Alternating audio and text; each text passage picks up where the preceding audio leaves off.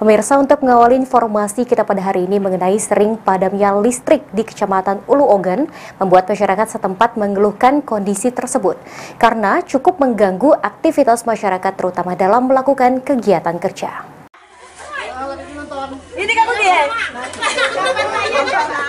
Seiringnya padam listrik di Kecamatan Ulu Ogan, Kabupaten Oku, dikeluhkan masyarakat khususnya Desa Mendigit. Dengan seringnya padam listrik ini membuat pekerjaan di desa terganggu, terutama pekerjaan pemerintah desa yang menggunakan aplikasi dan membutuhkan jaringan internet. Diungkapkan Kepala Desa Martambang pada Musrenbang beberapa waktu lalu. Dalam seminggu, listrik yang menyala kurang dari 36 jam.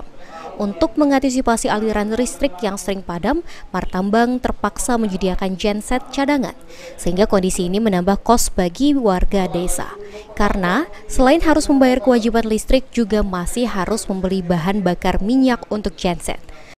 Untuk mengimport aplikasi desa itu, kami pindah ke desa tetangga, desa Sukajadi itu.